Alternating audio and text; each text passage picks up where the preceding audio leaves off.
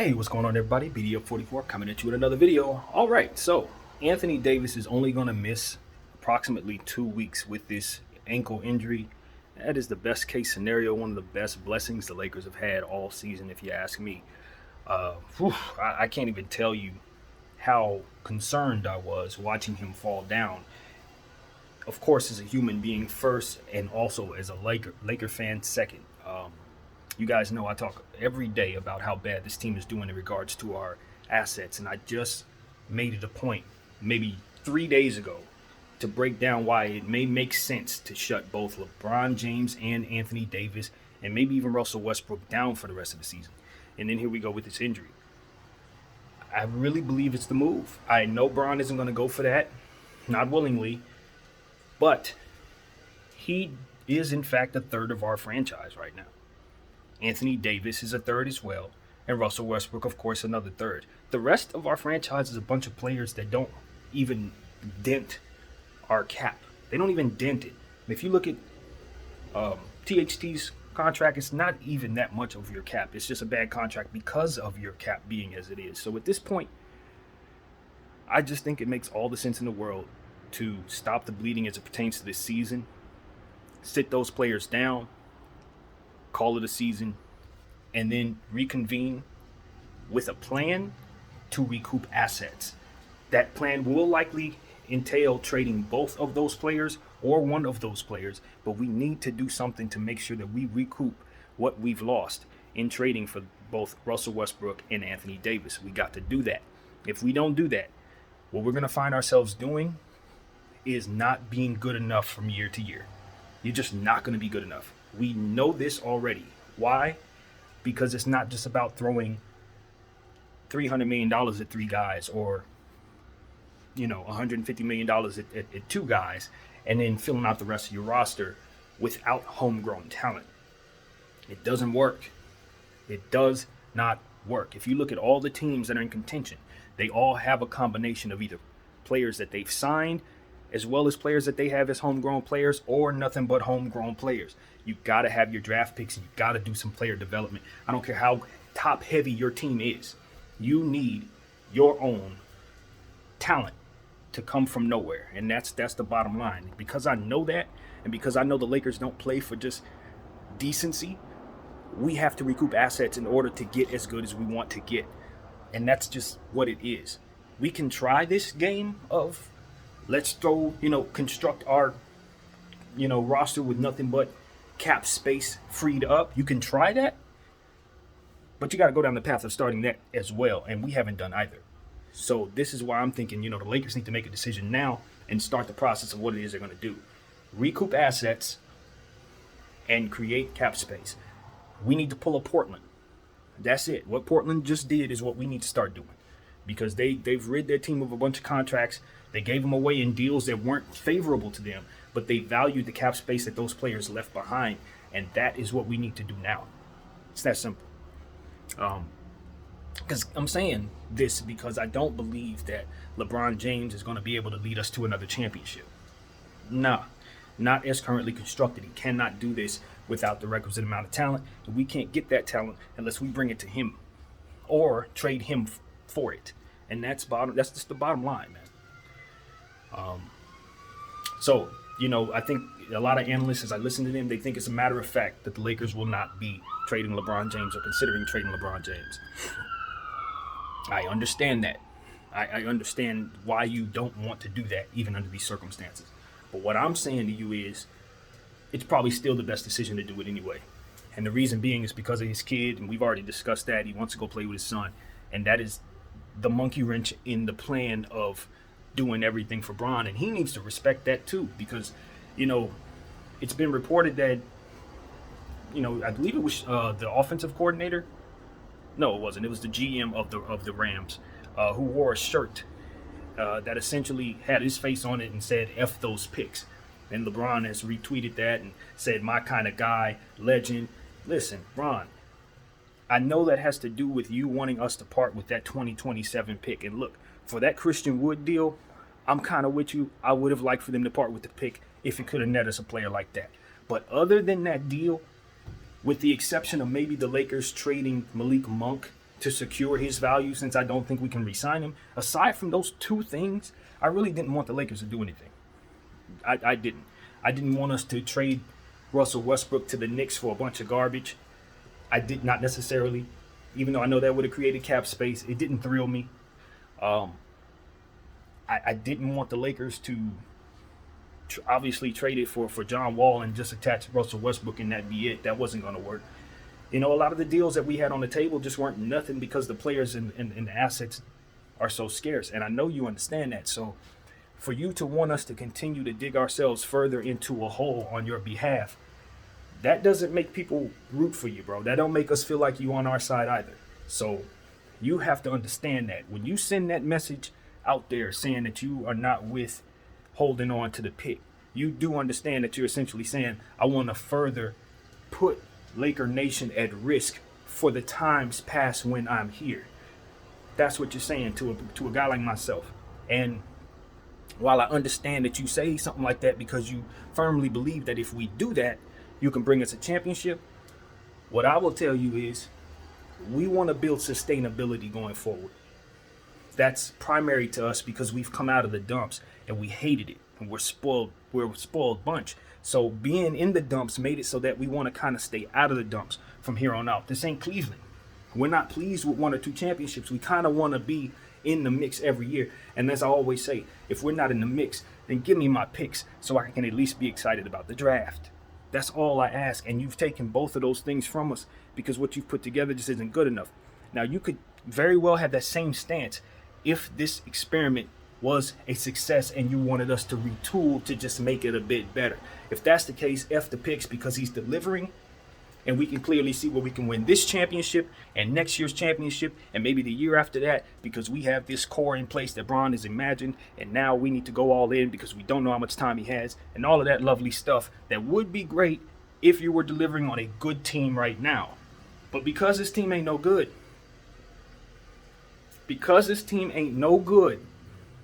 nobody is really excited about that plan.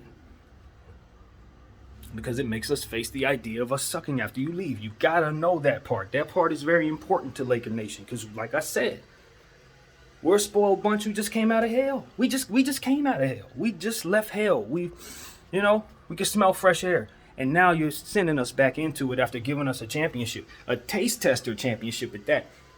It's like giving somebody 1 chip. Obviously, I'm going to want a few more. Literally. Chip. I mean, the correlation is there for us. I'm going to need more than just 1, man. You got to hand me a bag. And that's what LeBron is not promising us. He's not promising us that he can do this multiple times in a row. But he does want us to forego an opportunity to have the assets necessary so that we can rebuild it on our own. And that, my friend, is a selfishness that isn't backed by success. You see what I'm saying? If that selfishness was backed by success, multiple championships, promise of another, knowing that we could do it, knowing that you could play 82 plus games over and over and over again instead of having the injury issues that we've seen, we probably want to roll with you. We would want to roll with you. Under great circumstances, your plan ain't bad. You only got Bron for a couple more minutes. Go all in. That's what we've been doing. This is what it got us. So you can't be mad at Jeannie for being fed up with that, even though I think she passed on a deal she shouldn't have with that Christian Wood thing. You can't be so married to an idea that you don't realize when a better one comes along. I think being married to that 2021 pick and that THT may have kind of hurt us in the grand scheme of things when you think about what Christian Wood could become for us, especially given the fact that he too is a LA guy, or rather as a Long Beach guy who has roots in the city and would have loved to have won in this championship caliber situation. But I tell you, if you can't afford to re-sign him, maybe he goes down. Now you're really in trouble. So I get the risk. I just feel like that 2027 pick, now we're putting a bow on top of it. Maybe we're overrating it a bit. Now people know how much it means to us, and it's going to be probably something that doesn't net us as much just because of that. So these are the type of things we got to think about as well. If you're going to, make certain decisions or forego to make good decisions, you got to understand what that signals to other GMs going forward.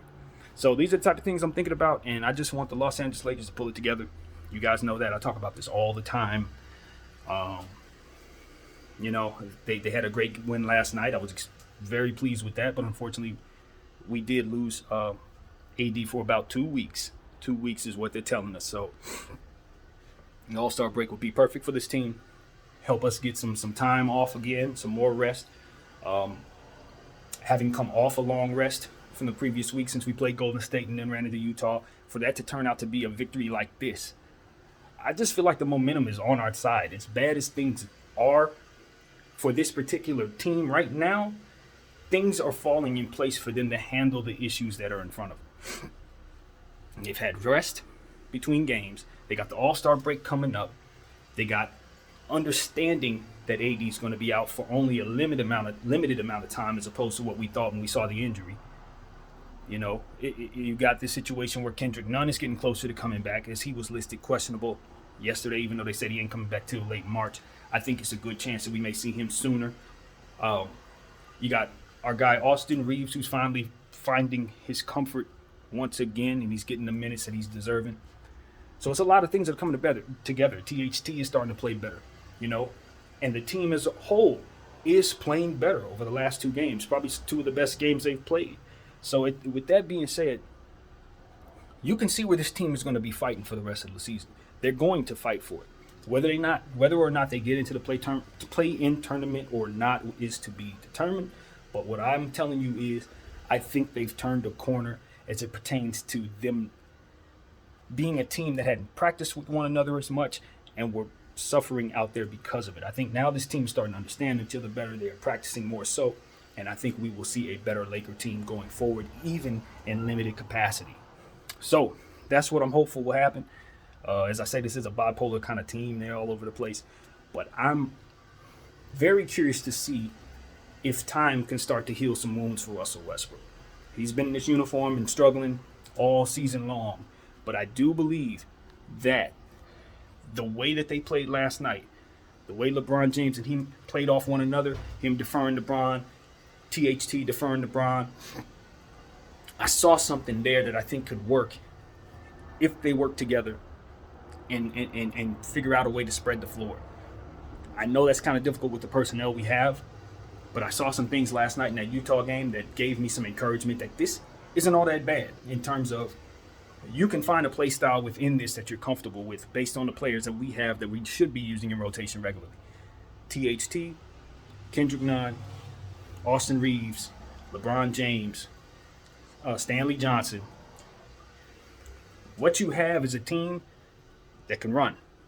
What you have is a team that should be able to make plays in the fast break. What you have is a team who all they really need is some size down there. A guy like Moses Brown, as I've mentioned many times, somebody who can rebound the ball, block shots, and be long. You put somebody like that in the paint, and you just let him go. Let him play. Don't worry about whether or not he makes mistakes or not. Just pick a guy like that up, just like a Damian Jones. You let him play. He comes here as a G League guy. Maybe you raise his value some and you can get a trade, maybe a pick for him or something like that. But these are the things the Lakers need to be thinking about. Mac McClung, he's been tearing up the G League. Call him up. Give him minutes. These are the type of things we need to be doing. That's where we're at. Because at this point, it's not about continuing to run Trevor Ariza. That guy could be replaced for someone who can help give us that upside and flexibility. We are missing Avery Bradley out there. I think that was a big thing for us, having him removed from the lineup, because it did force Frank to go to those youngsters that I just mentioned. And because of it, we saw the fight that they had to give us. You don't see that very often because he doesn't put these guys on the floor long enough to do what we saw last night against Utah. It is no coincidence to me that we saw a good Austin Reeves without Avery Bradley. It's just time to give him those minutes. And it's time to move Avery Bradley on from the Lakers because he can't help us. And the only person who sees anything good in his play is Frank Vogel. We got to put it into it. We got plenty of shooting guards. Those guys need those minutes. Waive him. And bring in us a big in his stead. These are the type of things the Lakers should be doing. I look at Carmelo Anthony. God bless him. I know that's Bron's boy. He should not be in a losing situation. Send him to Brooklyn. Send him to the Bucks. Send him to Phoenix. Send him where he can go get what it is that he should have been able to get here. I saw him. I saw the look that he gave Bron when AD went down, it was a moment they panned. I saw it. I know exactly what he's going through as it pertains to he's sick of this. He didn't come here for this. If he was going to stay in a situation like this, he could have did it in Portland. He could have went back to New York where he's home. He could have went back to the Nuggets where they have a little chance and he knows they're familiar with the situation. He didn't have to do that on this stage to look as good as he does and to have it come to nothing at this stage in his career. He's 37 years old. He should have already had an opportunity at a championship, and he thought that was going to be found here, and it's just not happening. Waive Carmelo Anthony, send him somewhere we can get a championship out of love. It ain't about because he couldn't help us. He definitely can help us. But we ain't doing nothing, and that man deserves an opportunity to ring. Send him to Brooklyn. I want to see Carmelo on Brooklyn before the end of the season because there's no reason. There's no reason for him to be sitting here watching us be trash. It's just, no. And I feel that way about Dwight to a degree, but I know Dwight has a championship, so at least, you know what I'm saying? We need what Dwight does. But Carmelo, we're wasting his time. Straight up. And I want better for that dude. So that's what I have to say, man. These are the type of things we need to do. Bring in a young player in his stead from the G League or something and get that kid a bunch of minutes. And if that kid can't play, then you replace him with someone else until you find who it is you're looking for. That's what the Lakers need to be doing. Find those players, get them in-house, give them all the minutes by the end of the season. Just run a bunch of young bucks. You're going to find somebody who can play. It's inevitable. That's how this works. You find one, and you make sure you have him on a good deal next year. You do that, rinse and repeat over the next 3 years, and you'll make up. You will make up for the lack of talent you have in those draft picks. You will find them in the G League. They may not be superstars, but they will be enough. If you can cluster maybe 2 or 3 of them together, you can find yourself a pick, find yourself a player that you can, then of course you know how the situation works. That's how you create the flexibility. I just want to see the Lakers be smart now, man. You know, there's more than one way to skin a cat. There's more than one way to get to a championship. And we don't necessarily need LeBron James to do that. Because if you look around the league, there's a bunch of contenders that don't have LeBron James, and they're going to be just fine without him. Think about that. Think about that. We're the ones with him. We're not doing so good. So if we're going to live and die on this hill, we got to make sure we understand what comes with it. That's all I've been trying to explain. So that's what it is, man. That's my rant for the day. Lakers don't play again until after the AllStar break, I believe. I don't think we have another game before that. That's a very good thing. Get your rest, AD. Prepare your mind, bro. This could be your last season as a Laker. I would tell AD, if I was LeBron James, I would sit him down and say, bro, there is a very good chance the Lakers are going to trade you. And it ain't going to be because of me. It's just going to be because they ain't got no choice. And just start thinking about the teams you want to go to. I'm so serious. Like, if you're really in somebody's corner, you really want to see them succeed, you don't let them get sideswiped by something like this. Especially a guy like Anthony Davis who chose LA. I'm telling you, it ain't just chatter, bro. By the numbers, they have to trade you. They have to. So I would start thinking about where I want to go for real. And get as healthy as possible with next season in mind. In other words, I wouldn't come back if I was Anthony Davis. I'm out for 2 weeks? No, I'm out for the season. I'm just going to be honest. It's time to start thinking like Tim Duncan. I'll never forget it because Tim Duncan was a guy who went down with a knee injury and they kept saying he was cleared and he kept telling him he wasn't, and he didn't come back until he was ready, and he extended his career all the way out to however long he played. He didn't play with his knees. He didn't play with his lower extremities. You got to pattern yourself after Timmy in that regard. Him being selfish in that way extended his career probably 4 or 5 years. I wouldn't come back. I would not. Because you're not recovering from the injury you just had. You're recovering from that injury and the injury that you just coming back from. That's the thing that we need to be very mindful of. It ain't just that ankle injury. It's the knee injury as well. And him overcompensating, coming back too soon, probably could trigger more problems, especially with your legs. So I'm shutting him down by default if I'm running things. He ain't playing no more this season.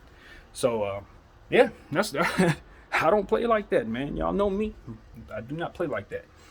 So that's what I got to say, man. My name is BDF44. I thank you guys for putting up with me. I'm out.